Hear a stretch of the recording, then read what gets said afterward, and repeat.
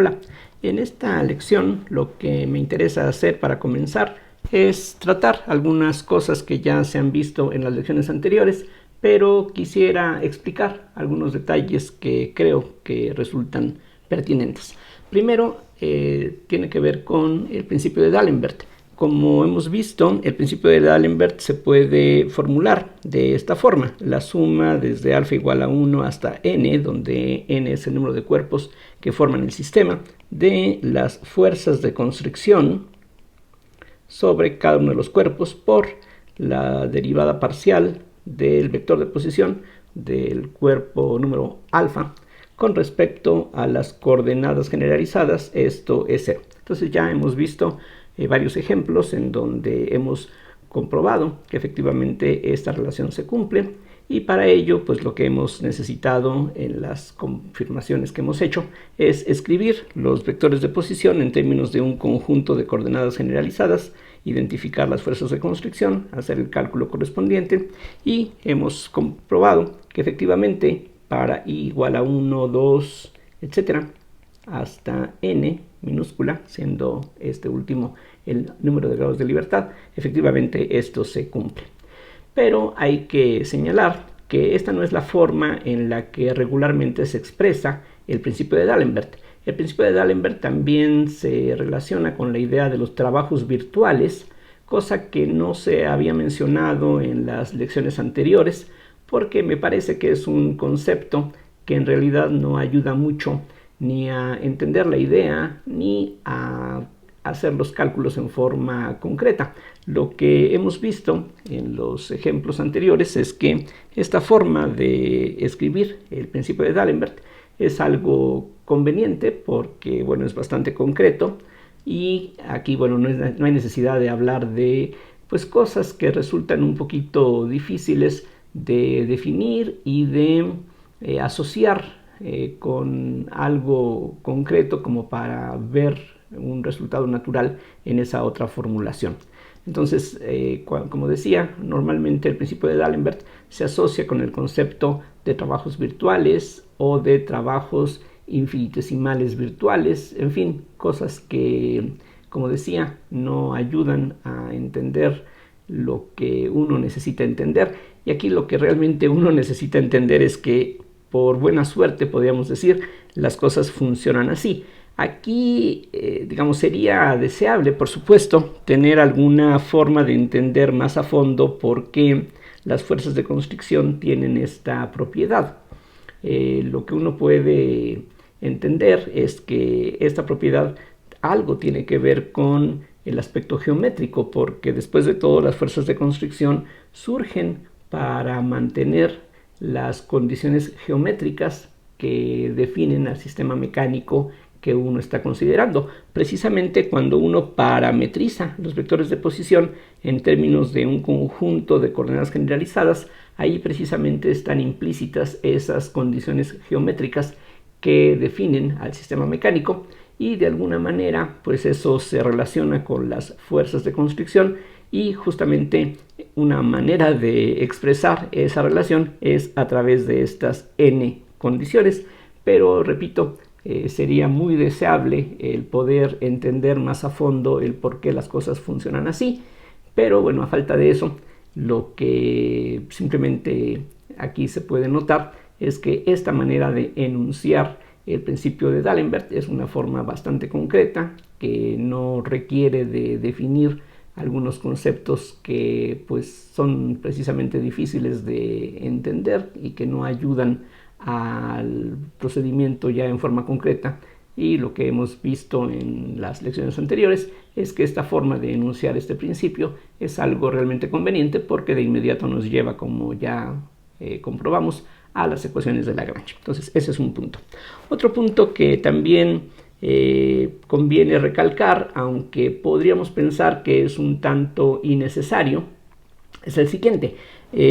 Como ya en algunos casos se ha enfatizado, los vectores de posición se pueden expresar en términos de ciertas variables, que es lo que llamamos las coordenadas generalizadas, pero también se ha recalcado que para cualquier problema hay una infinidad de diferentes parametrizaciones. Entonces, pareciera por una parte obvio, por razones físicas o geométricas, que el conjunto de coordenadas que nosotros empleemos aquí no importe. Es decir, si tenemos un sistema mecánico, y piensen en los ejemplos que ya hemos visto con anterioridad, bueno, allí está quizá no del todo evidente, pero hay una fuerza de constricción asociada con cada cuerpo, y pues también tenemos un vector de posición que ya hemos visto cómo se puede definir para cada cuerpo del sistema, pero es totalmente arbitrario la manera en que se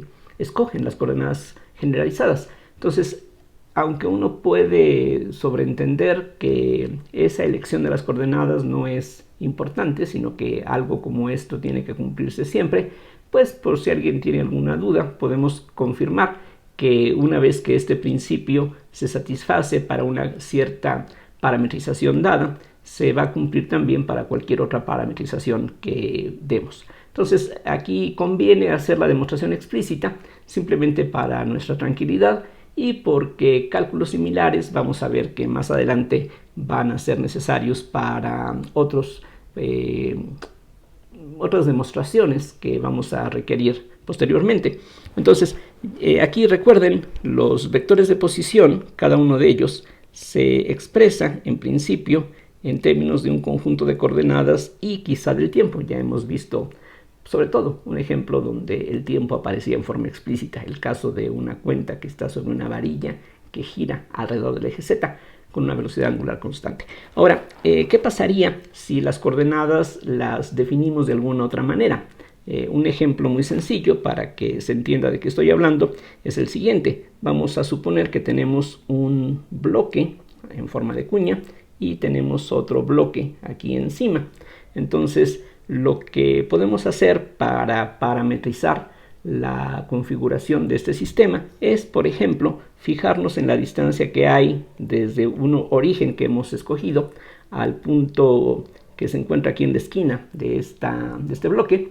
Ya con conocer este valor de x, eso ya determina la posición de la cuña, y podríamos también fijarnos en la distancia que hay de la base de esta cuña al extremo de este otro objeto que se encuentra sobre este plano inclinado.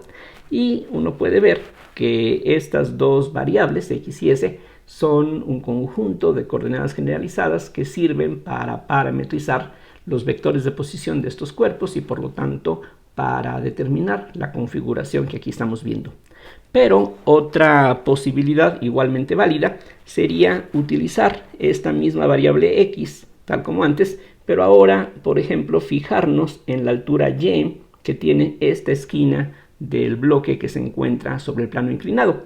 Es otra elección diferente, y como ustedes pueden ver, se pueden relacionar unas variables con otras. Es decir, las variables que aquí señalé en un principio, x y s, se pueden poner como función de x y y viceversa. Entonces aquí es simplemente cuestión de elección o de interés en un problema determinado, qué variables uno emplea, y como veremos más adelante, en muchos casos ocurre que el mismo problema, una vez que ya ha estado planteado, puede sugerir alguna elección diferente de coordenadas. Así es de que uno puede comenzar a resolver y a plantear un problema, y ya una vez que el problema ha avanzado quizá bastante, uno puede darse cuenta que las coordenadas que utilizó en un principio quizá no sean las más adecuadas. Entonces uno querría cambiar de variables, pero sin tener que hacer todo desde un principio. En ese sentido, conviene tener la seguridad plena de que lo que estamos haciendo no depende efectivamente de las coordenadas que estemos empleando. Entonces, la idea es que podemos cambiar las coordenadas q, y que tenemos en un inicio. Aquí, bueno, regreso al color negro. Podemos cambiar las qi por otras coordenadas que voy a llamar qi', que se supone que van a ser funciones de las q's originales y posiblemente del tiempo. Aquí en este caso, en el ejemplo que pongo a la derecha, no hay dependencia explícita del tiempo, pero podría haberla. La situación más general sería justamente lo que aquí estamos considerando, que podemos cambiar las coordenadas que teníamos por unas nuevas coordenadas que en principio pueden ser función de las n coordenadas originales y del tiempo. Aquí lo único que no vamos a pensar en cambiar es el tiempo. El tiempo sigue siendo, como ya se indicó en lecciones anteriores, la variable fundamental. Aunque por supuesto no tenemos una buena definición de lo que es el tiempo, de todas maneras sobreentendemos qué es lo que queremos decir por el tiempo. Y bueno, a falta de una definición precisa, pues no hay otra cosa que podamos hacer, a menos que nos detengamos hasta hallarla. Pero en lugar de eso, lo que hacemos dentro de la física es continuar sin ocuparnos de esas cosas que pueden parecer fundamentales, son fundamentales, pero al no tener una respuesta satisfactoria, pues no nos detenemos, sino que continuamos dando estos conceptos como algo ya entendido de alguna manera.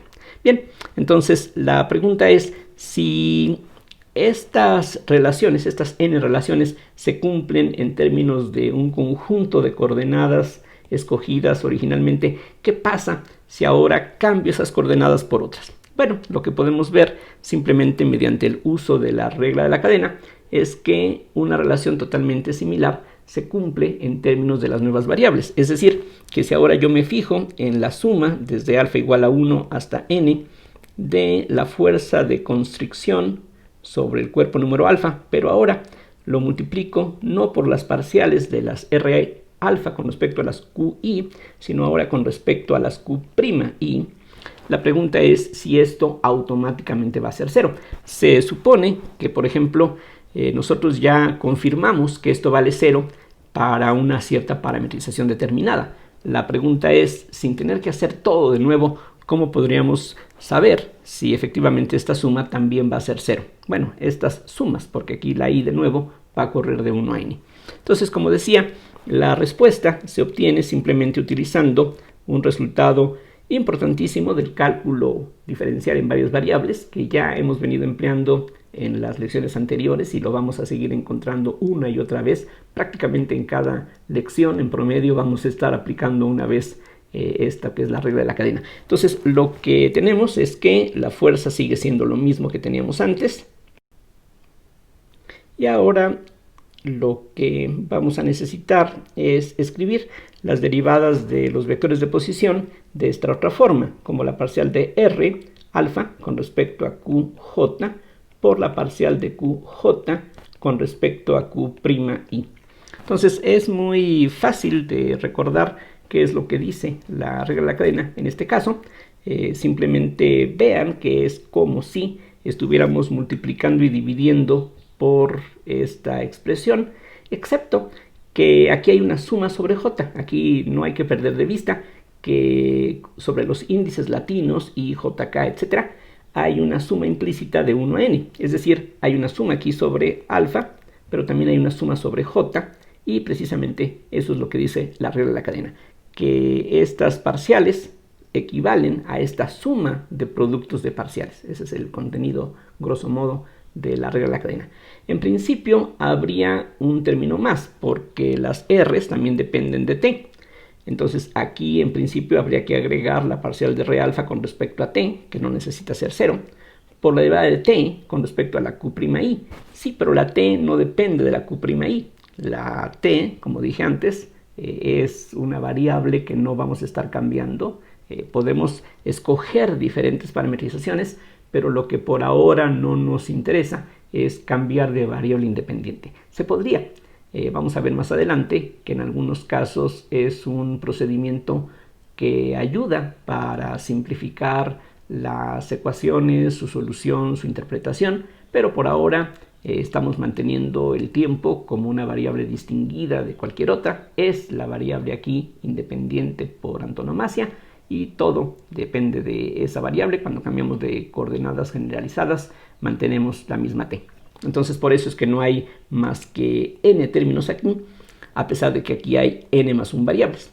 Bien, entonces aquí, insisto, hay una doble suma, hay una suma sobre alfa, hay una suma sobre j. Como se trata de sumas finitas, una corre de 1 a n mayúscula y la otra corre de 1 a n minúscula, En ese caso, las sumas se pueden conmutar. Podemos hacer la suma sobre j después de haber hecho la suma sobre alfa, o como queramos. Pero aquí lo que conviene es notar que justamente la suma que aparece aquí sobre alfa es lo que teníamos aquí previamente. Así es de que lo que vamos a tener, pues naturalmente es una suma sobre j de un factor que vale 0. Entonces el resultado es 0. Entonces, en resumen, si el principio de D'Alembert es cierto para una cierta parametrización de los vectores de posición, va a ser automáticamente también válido para cualquier otra elección que hagamos. Entonces, este es un punto que, insisto, podríamos pensar que está un poquito de más el hacer la demostración, pero pues más vale que estemos convencidos de que esto efectivamente funciona así. Y como dije, este paso en donde hemos utilizado la regla de cadena es importante verlo en acción porque más adelante vamos a necesitar algo similar para otros propósitos. Bien, vamos a pasar a otra observación. Y en las lecciones pasadas ya estuvimos hablando acerca de fuerzas que se pueden derivar de un potencial. ¿De qué estoy hablando? Lo que vimos es que si uno combina el principio de D'Alembert y la segunda ley de Newton, entonces uno obtiene esta expresión, que la suma desde alfa igual a 1 hasta n de m alfa por r 2 puntos alfa menos la fuerza aplicada sobre el cuerpo alfa, punto, la parcial de r alfa con respecto a qi, esto es 0. Esto viene, como dije, directamente de combinar la segunda ley de Newton. Aquí lo podemos ver, masa por aceleración, es lo que tenemos aquí en un principio.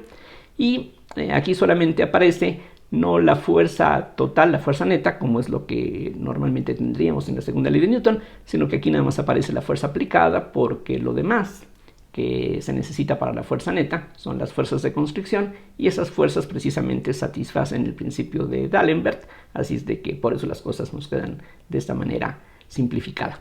Y lo que probamos después es que la primera parte de esta suma se puede escribir como la derivada con respecto al tiempo de la parcial de t con respecto a q punto i menos la parcial de t con respecto a qi. Eso es lo que equivale enteramente a la suma de este producto por este. Y el término que corresponde a la fuerza aplicada, lo que hicimos fue pasarlo al lado derecho y definir esto que se ha llamado, a falta de un nombre con mayor imaginación, hemos llamado fuerzas generalizadas. Recordemos que estas fuerzas están definidas, como se ve aquí, como la suma desde alfa igual a 1 hasta n de la fuerza aplicada sobre el cuerpo alfa por la parcial de r alfa con respecto a qi. Entonces lo que hemos visto es que uno puede definir la función lagrangiana si estas fuerzas, las Q mayúsculas, se pueden derivar de un potencial que hemos llamado con una B labiodental. Entonces vamos a ver que en muchos casos estas fuerzas efectivamente se pueden obtener a partir de un potencial, y eso va a ocurrir invariablemente cuando las fuerzas aplicadas que aquí aparecen son lo que se llama fuerzas conservativas. Si ustedes recuerdan, si revisan las definiciones elementales que uno encuentra en los textos de mecánica elemental, ustedes pueden recordar que se dice que las fuerzas F aplicada alfa son conservativas si existe una función que voy a llamar EP como abreviatura de energía potencial, y esa función normalmente va a depender de las posiciones de los cuerpos que forman el sistema, y en forma excepcional puede también depender del tiempo en forma explícita. Lo que ocurre en esos casos es que esta energía potencial no depende de las velocidades, solamente depende de los vectores de posición y del tiempo. Entonces, en ese caso, si se dice que las fuerzas F alfa son conservativas, si existe una función esta, tal que la F aplicada alfa se puede expresar como menos el gradiente alfa, ahorita explico, de esta función EP. ¿Qué significa esta nabla sub alfa? Bueno, lo que quiere decir es lo siguiente. Seguramente ustedes están familiarizados con la definición elemental que uno encuentra en la mayoría de los libros de cálculo en varias variables para el gradiente de una función. Cuando uno tiene una función, digamos g, de x, y, z, por ejemplo, su gradiente se suele definir como la parcial de g con respecto a x por y más la parcial de g con respecto a y por j más la parcial de g con respecto a z por k, pensando, decía, que esta función depende nada más de tres variables, entonces el gradiente se construye de esta forma. Ahora, cuando estamos pensando en n cuerpos, entonces cada vector de posición en principio puede corresponder a tres coordenadas cartesianas. Así es de que si tenemos n mayúscula cuerpos, entonces aquí en el fondo tendríamos 3n mayúscula variables aparte del tiempo. Lo que significa este símbolo, que sobre todo uno encuentra, por ejemplo, en la teoría electromagnética, es que para calcular cada una de estas fuerzas, lo que tenemos que hacer es calcular una expresión como la que aquí tenemos para el gradiente, pero tomando en cuenta solamente las coordenadas de cada partícula por separado. ¿Qué quiere decir eso? Que, por ejemplo, la fuerza aplicada sobre el primer cuerpo se va a calcular de esta manera, pero las variables con respecto a las cuales vamos a derivar esta función son precisamente las componentes cartesianas o las coordenadas cartesianas del vector de posición de la partícula número alfa. Entonces, eso es lo que aquí, bueno, la notación significa. Bueno, y espero que con esta explicación muy superficial las cosas resultan claras, pero no se preocupen porque no vamos a necesitar mucho de esta idea, porque rápidamente esta necesidad de definir o de tratar con estos gradientes va a desaparecer, porque en este caso lo que vamos a tener es que automáticamente las fuerzas generalizadas van a ser derivables de un potencial. Vamos a comprobarlo enseguida. Entonces, como dije, por definición, decimos que las fuerzas F alfa son conservativas si existe una función que depende de estas variables, tal que esto ocurre. Entonces, lo que vamos a ver es que las QI se derivan, así se dice, del potencial B, que depende de las coordenadas y quizá del tiempo, que va a resultar ser igual a la energía potencial, en donde los vectores de posición se expresan en términos de las coordenadas y del tiempo. Entonces aquí cada uno de los vectores de posición se escriben en términos de las coordenadas generalizadas que estemos empleando. Entonces aquí lo que tenemos es una composición. La E, que dependía en principio de este montón de variables, ahora estos vectores de posición, como ya veíamos en lo que se trató allá arriba, se expresan en términos de un conjunto de coordenadas generalizadas, y de esa manera la expresión que aquí vamos a obtener va a quedar expresada en función de las Q's minúsculas y de la T. Eso es justamente lo que va a definir a esta función, cosa que podemos efectivamente comprobar. Recuerden, lo que queremos decir con que las QIs se deriven de un potencial es que, es decir, las QIs son menos la parcial de B con respecto a QI, cosa que podemos verificar otra vez utilizando la regla de la cadena, porque la derivada de B con respecto a QI, vean que las Q's aparecen aquí en el argumento de las variables de las que depende la E. Entonces, de nuevo, lo que tenemos aquí es una composición de funciones, una función de función, así es de que podemos aplicar la regla de la cadena, y entonces la derivada de B con respecto a QI va a ser la suma desde alfa igual a 1 hasta n de las derivadas de la E con respecto a cada uno de sus argumentos, pero eso justamente es a lo que corresponde el gradiente, tal como trataba de explicar ahí arriba, por la derivada de cada uno de estos vectores con respecto a la coordenada que aquí tenemos. Otra vez es una especie de multiplicar y dividir, y en cierta forma el gradiente es algo así como calcular las derivadas de esta función con respecto a los vectores de posición. Entonces, si uno ve con detalle lo que esta suma significa, uno puede convencerse que eso es justamente el contenido de la regla de la cadena. Y de acuerdo con lo que se dijo aquí en la parte de arriba, menos este gradiente se puede sustituir por la fuerza aplicada, así es de que esto sería la suma desde alfa igual a 1 hasta n de la fuerza aplicada sobre el cuerpo número alfa por la parcial de R alfa con respecto a QI, y eso justamente es la definición, como decíamos, de las fuerzas generalizadas, así es de que esto efectivamente comprueba que esto que aquí se ha afirmado es efectivamente correcto. Entonces, en resumen, siempre que las fuerzas sean conservativas en este sentido elemental, entonces automáticamente las fuerzas generalizadas van a ser derivables de un potencial, y ese potencial es simplemente la energía potencial. Aquí noten que la palabra potencial también aparece muchísimas veces en varios contextos.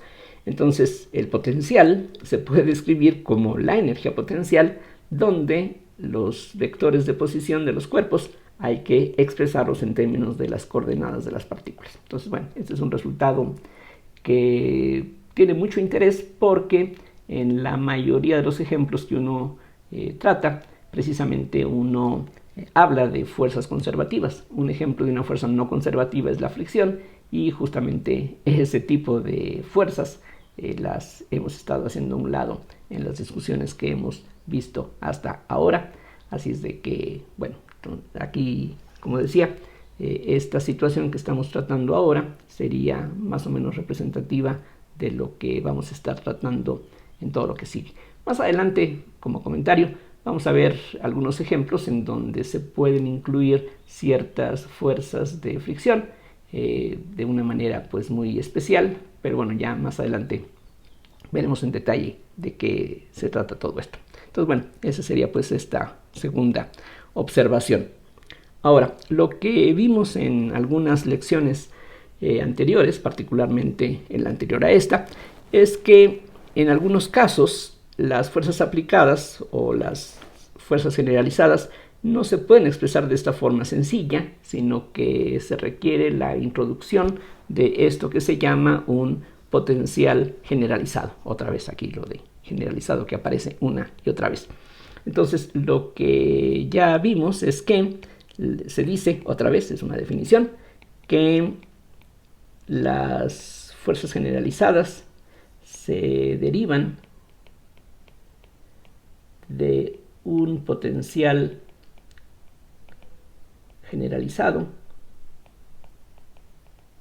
y aquí lo que lo vuelve generalizado es que esa función puede depender de las coordenadas, de las velocidades y posiblemente del tiempo. Entonces decimos que las Qs se derivan de un potencial generalizado que es función de estas dos n más 1 variables, si las Qs, en lugar de ser simplemente menos la parcial de b con respecto a Qi, tienen contribuciones adicionales que están dadas por expresiones así. Y como decía antes, esta combinación es muy especial, como se puede observar, porque es precisamente similar a lo que teníamos para las ecuaciones de Lagrange. O sea, esta combinación es la misma que podríamos decir lleva a la definición de un potencial generalizado. Aquí la generalización que queremos hacer no es algo tan general, queremos que tenga justamente esta forma, porque si las fuerzas tienen esta forma, entonces podemos seguir definiendo una lagrangiana que es energía cinética menos el potencial B.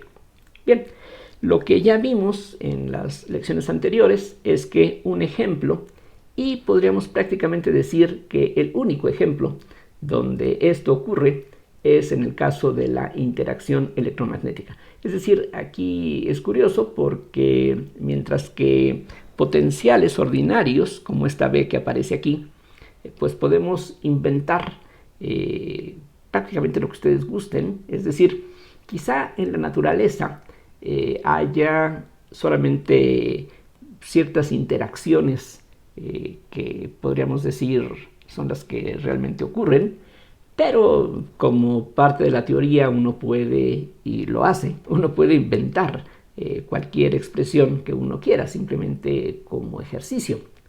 Pero, curiosamente, en el caso de potenciales generalizados, prácticamente el único ejemplo que podemos conseguir con esta estructura es la fuerza electromagnética. Es curioso en los dos sentidos, en el sentido de que la fuerza electromagnética sería el único ejemplo de esta clase, y es interesante porque precisamente la fuerza electromagnética se puede escribir así. Como recalcaba en las lecciones anteriores, es como si de alguna manera las ecuaciones de Lagrange ya supieran de la interacción electromagnética. De hecho, históricamente entre una cosa y otra hay una separación de unos 100 años. Entonces es curioso, pues decía, por esta razón. Bien, ahora ya en las lecciones pasadas habíamos estado hablando de un caso muy especial, el de una partícula cargada en un campo uniforme. Un caso bastante simple, con mucha simetría, como ya vimos, que se puede resolver de varias maneras, como ya se señaló. Pero lo que conviene aquí hacer, nada más por completez, es señalar qué es lo que ocurre en el caso más general. Es decir, vamos a suponer que tenemos en el espacio euclidiano un campo magnético, y no solamente un campo magnético, sino que vamos a pensar que también hay un campo eléctrico. Entonces tenemos un campo magnético representado por líneas de campo, que son siempre curvas cerradas, y tenemos un campo eléctrico que va junto con este campo magnético. En general, si tenemos cargas y corrientes eléctricas, van a poder producir estos campos, o inclusive podemos tener imanes donde no hay corrientes ni cargas, pero que pueden producir campos magnéticos, como sabemos. Bueno, entonces lo que ocurre, y aquí pues me voy a salir un poquito del contexto de la mecánica propiamente, lo que uno sabe de la teoría electromagnética es que si uno tiene campos eléctricos y magnéticos arbitrarios, esos campos eléctricos y magnéticos arbitrarios no son tan arbitrarios, sino que ocurre que la divergencia de B, y aquí espero que esto resulte familiar de nuevo de los cursos de cálculo diferencial en varias variables, uno allí define, así como aparece el concepto de gradiente, uno también habla de la divergencia y el rotacional, cosas que son aquí necesarias en este contexto. La divergencia de B siempre resulta ser 0, y por otro lado, el rotacional de E es igual a menos 1 sobre C, la parcial de B con respecto a T, siempre y cuando uno esté utilizando el sistema CGS de unidades. En el sistema internacional, en el sistema MKS, este factor 1 sobre C no está presente, pero aquí de nuevo, como en las lecciones pasadas, vamos a emplear el sistema CGS, que como ya decía, tiene la particularidad de que las unidades, o las dimensiones más bien, de E y B coinciden. Entonces esa sería, entre otras cosas, una buena razón para considerar este sistema de unidades. Ahora, de los conocimientos de cálculo en varias variables, uno puede ver que el hecho de que el rotacional de B sea 0 equivale a que la B se puede expresar como el rotacional de otro campo vectorial, que tiene un nombre propio, se le llama potencial vectorial. Y si esta expresión se sustituye en la segunda de estas ecuaciones, entonces uno ve que esta segunda ecuación, a su vez, nos lleva a la conclusión de que el campo eléctrico se puede escribir como menos el gradiente de una función, otra vez aquí aparece el gradiente, menos 1 sobre C, la parcial de A con respecto a T. Entonces, cualquier conjunto de campos eléctricos y magnéticos se pueden escribir en términos de ciertos potenciales, A y Φ. O bueno, más bien, más que ciertos potenciales, porque este A y este Φ no son únicos, más bien habría que decir en términos de unos potenciales. Aquí algo un poquito desagradable es que si conocemos el campo E y B, eso no nos dice en forma única qué cosa tienen que ser A y Φ, sino que hay cierta libertad en su definición. Pero bueno, entonces regreso al punto importante desde el lado de la mecánica clásica. Si tenemos una partícula cargada, nuevamente una partícula de masa m con carga eléctrica E, que se puede mover en presencia de estos campos que están siendo producidos, como dije, por otras cargas, otras corrientes, imanes o lo que sea, o una combinación de todo. Entonces, esta partícula se va a mover de alguna manera debido a las fuerzas que actúan sobre ella. Y de hecho, la fuerza que actúa sobre esta partícula sería pura fuerza aplicada. Aquí no habría ninguna fuerza de constricción. Aquí no estamos pensando que esta partícula está unida a una varilla, a un resorte, o está en contacto con alguna superficie, algún plano inclinado. Nada de eso. Aquí la partícula estamos pensando que se puede mover libremente en el espacio y la fuerza que va a tener en este caso resulta estar dada de esta manera, como el producto de la carga, que aquí estamos representando con la letra E, por el campo eléctrico más la velocidad sobre C cruz B. Eso es lo que se conoce dentro de la teoría electromagnética como la fuerza de Lorentz. Y resulta que si uno expresa los campos E y B, tal como aquí se ha señalado, entonces esta expresión se puede obtener de las ecuaciones de Lagrange si uno propone una lagrangiana que equivale a la energía cinética, igual que en los casos sencillos donde tenemos un potencial ordinario, y en este caso el potencial generalizado resulta estar dado de esta forma, como la carga de la partícula sobre C por el producto de A punto B menos el producto de la carga por el potencial escalar. Esto que aquí acabo de escribir es un resultado muy importante, es la expresión general para la función lagrangiana, o más bien para una función lagrangiana. Más adelante vamos a ver que las lagrangianas tampoco son únicas. Hasta ahorita tenemos una forma de construir la función lagrangiana cuando existe un potencial ordinario o generalizado. Entonces, esta sería pues una forma estándar de construir la función lagrangiana, y en este caso lo que aparece no es directamente el campo eléctrico y magnético, sino más bien los potenciales que nos llevan a ese campo eléctrico y magnético. Entonces, en resumen de esta sección, si uno está pensando en fuerzas que se derivan de un potencial generalizado, entonces en el caso en que tenemos simplemente tres componentes, aquí la I, recuerden, corre de 1 a n. Si estamos pensando en una partícula en el espacio tridimensional, hay 3 grados de libertad. La expresión que uno obtiene, como ya se mostró anteriormente, si uno supone que la fuerza, cuando mucho, puede depender de la velocidad, si uno no considera la posibilidad de que la fuerza pueda depender de la aceleración, ya de por sí esta situación es un tanto excepcional. Lo normal es que la fuerza nada más dependa de la posición.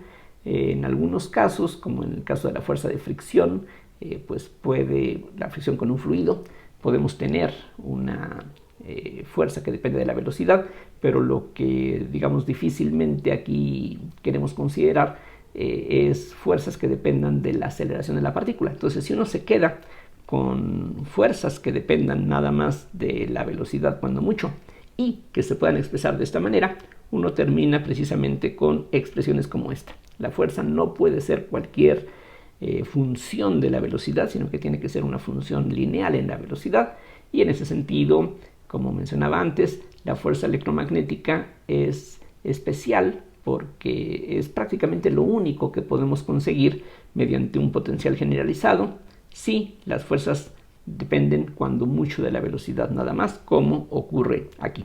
Esta es la expresión general para cualquier campo electromagnético. Cualquier campo electromagnético no está dado por cualesquier campos vectoriales, sino que esos campos vectoriales tienen que satisfacer estas dos ecuaciones, que son dos de las ecuaciones de Maxwell, y en esos casos, pues, los campos se pueden poner en función de potenciales y en términos de ellos uno puede construir la función lagrangiana. Esto que vimos en las lecciones anteriores acerca de una partícula en un campo magnético uniforme, eso es un caso particular de lo que estamos aquí tratando justamente. Bueno, entonces esa es otra observación que me interesaba hacer en algún punto para todo lo que sigue. Ahora, como ya mencionaba hace unos minutos, a veces, y esto lo vamos a ver más adelante, puede ser conveniente o necesario, una vez que ya hemos avanzado en el planteamiento de un problema o en la solución de las ecuaciones, puede que uno se dé cuenta de que las coordenadas que uno escogió en un principio para parametrizar los vectores de posición quizá no era la mejor opción, y uno pues por lo menos puede tratar de explorar otras opciones. Entonces sería bueno no tener que regresar a repetir todos los pasos desde un principio, expresando ahora los vectores de posición en términos de las nuevas variables que parecen más convenientes, y hacer todos los pasos desde el inicio. Decía como que sería conveniente el poder evitar hacer muchas de estas operaciones. Entonces lo que vamos a ver es que si nosotros ya hemos hallado la función lagrangiana como función de ciertas coordenadas de sus velocidades generalizadas y quizá del tiempo, entonces si ahora queremos cambiar esas coordenadas por otras coordenadas, igual que hacíamos al principio de esta lección, bueno, vamos a ver que no es necesario repetir todos los pasos, sino que basta con que en la dependencia que tenemos de la lagrangiana hagamos las sustituciones correspondientes, es decir, cambiemos las q's por las q's primas y correspondientemente cambiemos las derivadas por lo que le toca, de acuerdo con el uso de las reglas del cálculo diferencial. Entonces, concretamente, voy a suponer que vamos a cambiar las coordenadas que aquí tenemos por otras variables, y esas otras variables pues van a tener que ser funciones de las coordenadas originales y posiblemente del tiempo, exactamente como lo señalaba en el ejemplo del bloque en forma de cuña en la parte anterior en esta misma lección. Pero si hacemos este cambio, las derivadas, las q punto prima, no van a ser función nada más de las q y las t. Es decir, cambio unas variables por otras. Sí, pero al hacer ese cambio, si ahora me fijo en las velocidades generalizadas, va a haber una dependencia más amplia. ¿De qué estoy hablando? Un ejemplo muy rápido y sencillo. Piensen ustedes en las coordenadas polares. Las coordenadas polares, r y θ, se relacionan con las coordenadas cartesianas de esta forma. X es r coseno de θ, como seguramente recuerdan, y la y es r seno de θ.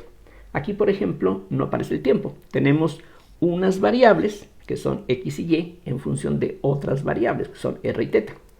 Pero si ya tenemos estas funciones dadas así, si ahora nos fijamos en las derivadas con respecto al tiempo, vean ustedes qué es lo que ocurre aplicando, como dije, las reglas elementales del cálculo. Por ejemplo, x punto va a ser r punto coseno de θ menos r θ punto seno de θ, que es lo que se obtiene al derivar este producto y utilizar la regla de la cadena elemental. La derivada del coseno con respecto al tiempo es menos el seno de θ por θ punto. Entonces, noten, aquí la x punto no depende nada más de r punto y θ punto, también depende de r y de θ. Entonces, cuando nos vamos a las derivadas, el número de variables de las que esas derivadas dependen crece. Concretamente, lo que vamos a tener, tal como en este ejemplo, es que las q' punto van a ser función de las coordenadas originales, de las velocidades generalizadas originales y de posiblemente el tiempo. Entonces aquí me regreso a lo que teníamos. Esta parte ya no me interesa, nada más fue una pequeña ilustración. Regreso a la discusión general y lo que vamos a tener, como acabamos de ver, es que las q' punto van a ser funciones de las q's, de las q puntos y de t. De hecho, exactamente cuáles funciones son es algo que podemos en cierta manera decir en forma general, simplemente otra vez utilizando las reglas elementales del cálculo. Lo que vamos a tener es esto, que de hecho q punto prima i va a ser la parcial de q' i con respecto a qj por q.j más la parcial de q'I con respecto a t. Eso viene simplemente de esta expresión.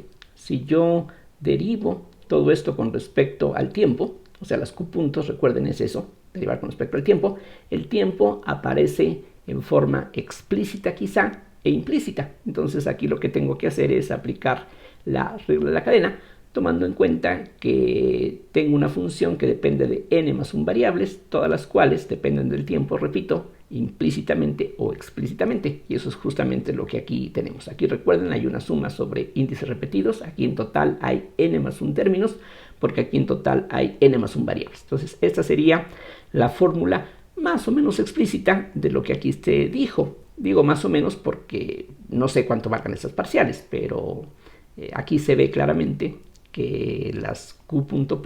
dependen de las q.j no primadas, y como estas q' dependen de estas variables, sus parciales van a seguir siendo función de esas variables en principio. O sea, esto que está aquí va a seguir siendo función de las q's no primadas y de t posiblemente.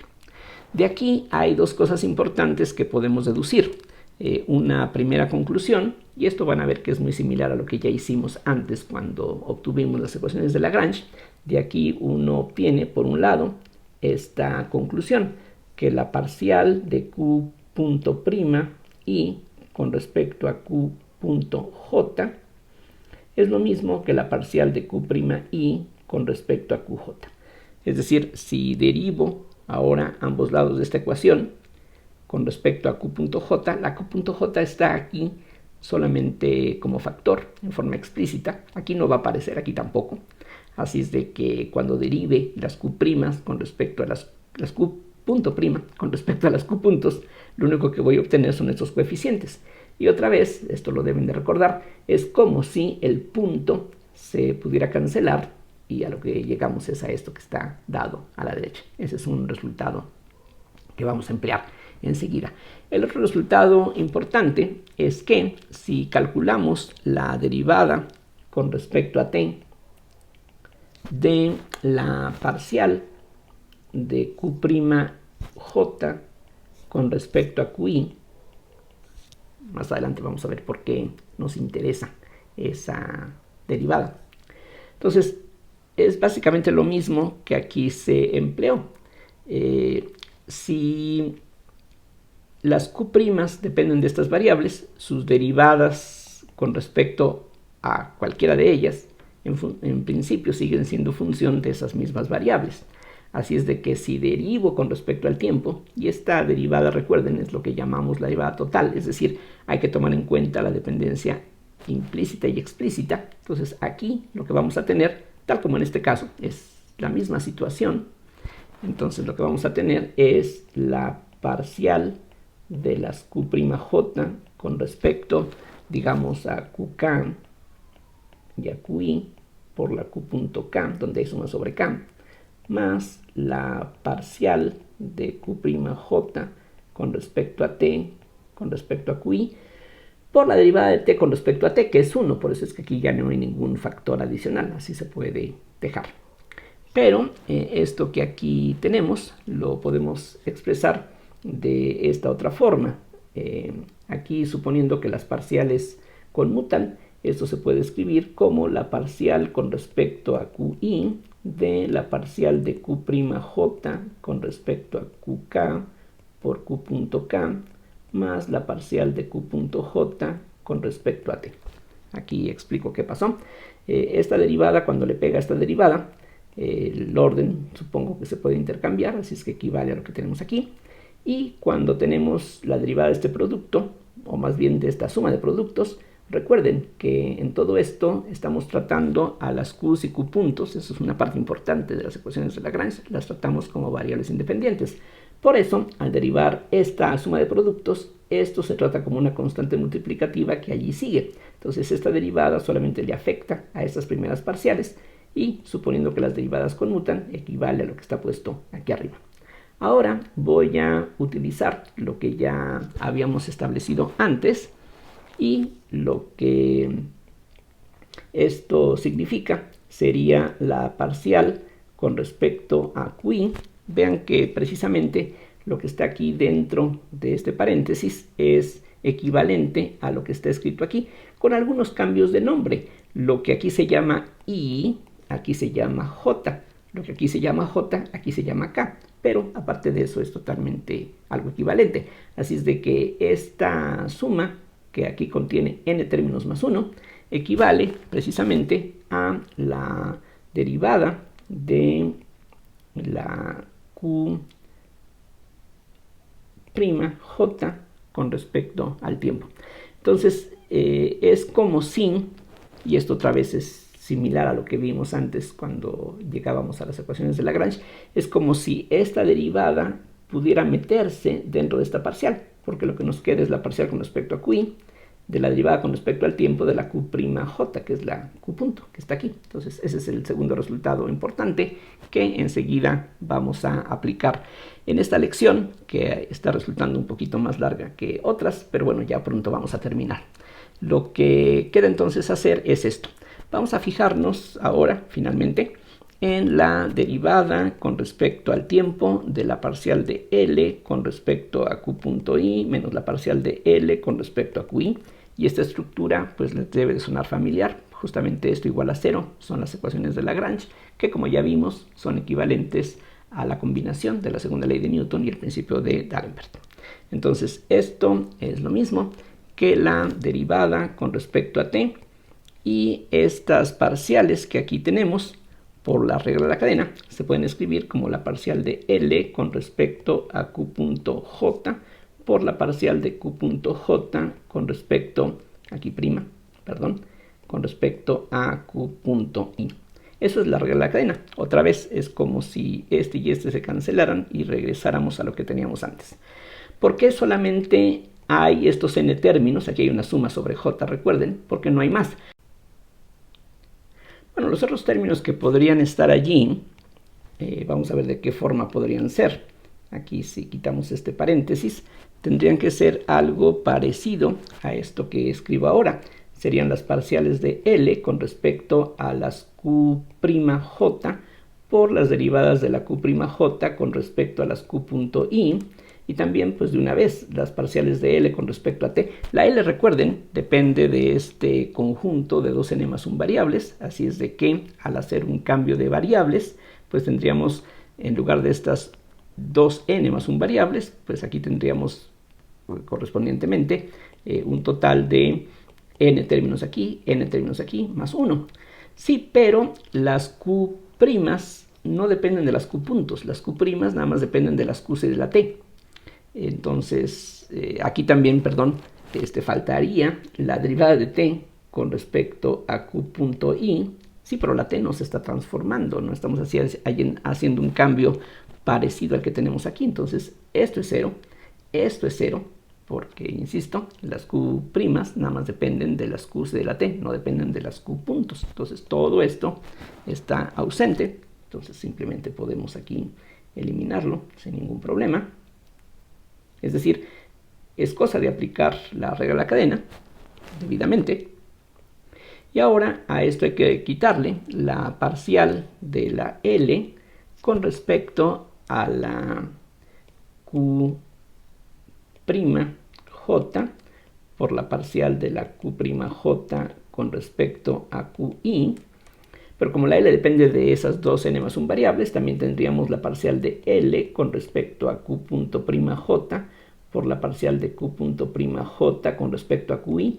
Y esto sí puede ser diferente de 0. Recuerden, las Q puntos sí dependen de las Q puntos y de las Q sin el punto. Entonces esto sí tendría sentido. Y después, en principio, pues uno podría pensar que también tendría que aparecer la parcial de la L con respecto a t por la parcial de la t con respecto a la QI. Sí, pero de nuevo, la t no está participando en la transformación de coordenadas. Entonces, esa última derivada la podemos eliminar. Eso no se necesita en todo esto. Eso es todo lo que tendríamos. Y ahora vamos a aplicar los resultados que obtuvimos previamente. Entonces, eso es lo mismo que la derivada con respecto a t de la parcial de L con respecto a Q punto prima J, y ya vimos que en esta derivada, que es lo mismo que tenemos aquí, excepto por el cambio de nombres en los índices, pero es esencialmente lo mismo. Allí, recuerden, los puntos se pueden eliminar, así es de que estas parciales equivalen a las parciales de la Q' J con respecto a la QI, sin puntos. Y bueno, los demás términos ahorita no hay nada que hacer con ellos, entonces simplemente los escribo aquí de nuevo. Y ahora lo que falta hacer es derivar el producto que aparece aquí al principio. Al derivar este producto vamos a tener dos contribuciones, una que sería la derivada con respecto a t de la parcial de L con respecto a Q punto prima J, aquí pongo paréntesis, por la parcial de Q prima J con respecto a QI, ese sería un término, y a esto habría que sumarle la parcial de L con respecto a Q punto J prima por la derivada con respecto a t de la parcial de Q prima J con respecto a QI, que es el resultado de derivar este producto, queda la derivada de la primera por la segunda, más la primera por la derivada de la segunda. Aquí está. Estos otros términos, de nuevo, quedan exactamente como estaban desde un principio, así es de que aquí nada más con cuidado de no omitir detalles, pues trato de copiar lo que ya teníamos. Ahí no resulta nada interesante, nada que convenga escribir de otra manera. Ahora, aquí, para que quede a la vista, recuerden, cuando derivamos una parcial como esta, que es justamente lo que aquí tenemos, de hecho aquí los índices tienen exactamente los mismos nombres que aquí, resulta, como vimos, que esta derivada equivale a la parcial de las Q punto prima, o sea, la derivada, dije, se puede meter dentro de la parcial, así es de que esta suma de productos podemos ver que equivale a lo que tenemos aquí al final. Aquí déjenme subrayarlo en color verde para que se note.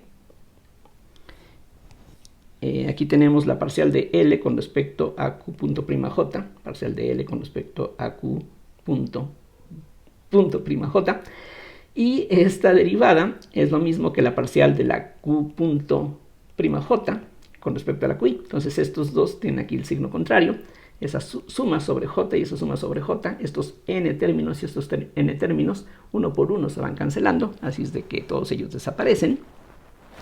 Entonces este y este no está. Y en lo que queda, vean ustedes que esta parcial es factor común. Entonces esto se puede escribir, ya para terminar, como la parcial de Q' J con respecto a QI por la derivada con respecto al tiempo de la parcial de L con respecto a Q punto prima J, que es este primer producto que aquí tenemos, y este otro que tiene aquí un signo menos, nos lleva a la parcial de L con respecto a Q' J. Entonces, ¿qué fue lo que pasó? Que esta combinación, que es justamente la que aparece en las ecuaciones de Lagrange, en términos de un conjunto de variables Q, está dada en términos de combinaciones similares, en donde en lugar de las Q's y las Q puntos aparecen las Q's y las Q' punto. Vean que la única diferencia entre esta expresión y esta, aparte de que el índice que aquí se llama I, aquí se llama J, es que ahora las coordenadas se han sustituido. Y esta combinación aparece aquí sumada con sobre este índice J. De hecho, esto que está aquí, ojalá que lo puedan reconocer, es un producto matricial. Esto que está aquí son las entradas de una matriz n por n. De hecho, es lo que se llama la matriz jacobiana de la transformación, si lo recuerdan, de cálculo en varias variables. Entonces aquí lo que estamos demostrando es que estas n combinaciones se pueden escribir en función de estas otras n combinaciones, y lo que está de por medio entre unas y otras es una matriz cuadrada n por n, cuyas entradas es lo que está aquí escrito. Esta suma sobre j corresponde precisamente a una multiplicación matricial. Lo importante es que si esto es 0, al estar multiplicado por esto va a seguir siendo 0, entonces la validez de las ecuaciones de Lagrange en un sistema de coordenadas va a implicar la validez en otro sistema de coordenadas. De hecho, los papeles se pueden invertir y pues lo que es las primas o las no primas se puede intercambiar. Por ejemplo, hace rato hablaba de la conversión de coordenadas cartesianas en polares y viceversa. Bueno, podemos ir de unas coordenadas a otras. Entonces, si las ecuaciones de Lagrange son válidas en un sistema de coordenadas, va a ser también válidas en cualquier otro sistema. Aquí lo importante es que es la misma función. Es decir, no tengo que rehacer las expresiones, todos los pasos para obtener la nueva lagrangiana. Aquí esta L, que originalmente, como dije, es una función de las q's, q puntos y t, si ahora simplemente sustituyo las coordenadas y las velocidades por lo que le corresponde, y teníamos aquí un ejemplo hace unos minutos, eso es todo lo que tengo que hacer para encontrar la nueva lagrangiana que va a corresponder a las nuevas variables. Esa es la idea en todo esto.